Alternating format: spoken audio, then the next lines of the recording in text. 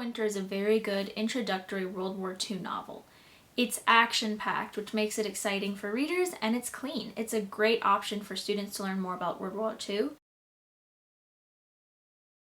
Hey guys, welcome back to Good Clean Reads. I'm Kenna Rose. I'm really happy to be filming another book review. I started school, which means I have a lot less time for book reviews, but I'm going to keep trying to do them because I love them. Today's review is for Hunger Winter by Dr. Rob Currie, who is a psychology professor at a local private university. Hunger Winter is about a boy who has family working with the Dutch resistance to the Nazis. His father is on the run from Nazis, hiding as he does a lot of damage to them, and his older sister Els has been captured by the Nazis because they're trying to get her to tell them where her father is hidden. Dirk has to take his 6-year-old sister and flee, so the story follows them as they try to find safety and stay out of the clutches of the Nazis. I originally read Hunger Winter at the insistence of my younger brother, who you'll know if you've followed Good Clean Reads for a little bit. He generally influences what I read sometimes, which I think is fun. He really enjoyed the book, and then I met the author of Hunger Winter at the ICHE conference this past year and decided I would review the book. Fun fact, Dr. Currie is actually now one of my professors. I'll read you the back cover of Hunger Winter, and then we will get into the review. Can Dirk and Anna escape the Nazis before it's too late? In late 1944, the Nazis have their sights on expanding their empire by conquering the Dutch. In response, 13-year-old Dirk's papa leaves everyone he loves behind to fight with the resistance. After the Gestapo snatches his older sister, Dirk learns they'll come for him next. A knock on the door in the middle of the night catapults Dirk and his 6-year-old sister Anna into a frightening journey as Dirk suddenly finds himself solely responsible for protecting her.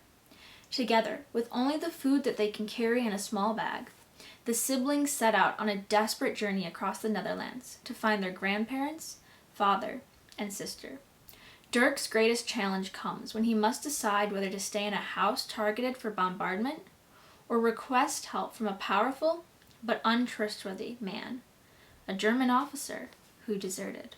So what I liked, Hunger Winter is very action-packed. There aren't a ton of moments of lull until the end when the characters finally do reach their objective, and there are a lot of threads crisscrossing throughout the story, and they were all tied up pretty satisfactorily towards the end. I will say there were a couple threads throughout the story that felt a little bit forced, but for the most part I thought he did a good job weaving them all together because there were a lot. The main character Dirk is a kid that I actually think other kids could read and emulate his character. He's very respectful, brave, mature, and cares for his sister very well. Another neat thing about the story that I thought was cool is at the beginning of several of the chapters, there's a little map showing you where in the Netherlands the characters currently are. So I thought that was kind of fun. It makes the story a lot more exciting and a little bit easier to follow. Let's see if I can find one here. So that's always fun. There's also an author question and answer in the back of the book, as well as a timeline of World War II in the Netherlands. Hunger Winter really doesn't have a ton of content concerns. It was very clean. For Christian or other beliefs, Dirk and his family have a generalized belief in God. They pray often, and a phrase they like to repeat is keep your hope strong and your prayers stronger. Dirk works through a bit of anger in the story with God for the circumstances he's in. And then Dirk has a couple of dreams that seem to convey messages or warnings. There's zero romance. For violence, the characters are in a lot of perilous situations, sometimes with bullets flying, but it's really the same type of violence in Nancy Drew, and almost even it felt less intense. But this type of same violence you'd see in Nancy Drew or the Hardy Boys, where you know the characters, there's people coming after them, or you know people are shooting at them or whatever, but really, they're not going to be touched and they're totally safe. So it feels kind of like that. A couple of specific instances to mention is that Els is burned once by the Gestapo. We're shown a couple of torture scenes, but none of them are really that intense, and it all fits in with what I just said about the beginning. She faces a firing squad, though they don't actually shoot. And then we're told someone died from the Gestapo's torture.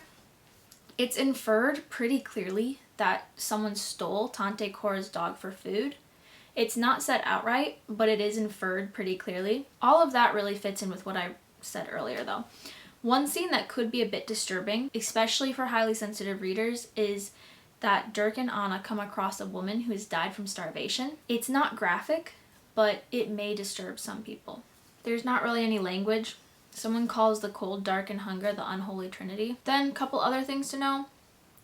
Elle started in the resistance by stealing pieces of chalk from school and drawing the resistance symbol, which is a V, on buildings. She misleads the Nazis by giving them the wrong name. And then one thing that could be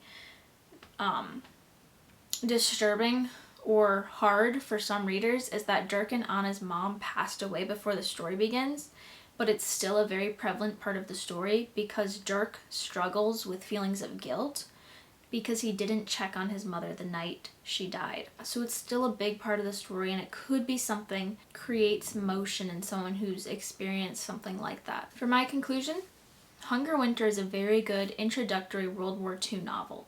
It's action-packed, which makes it exciting for readers, and it's clean. It's a great option for students to learn more about World War II.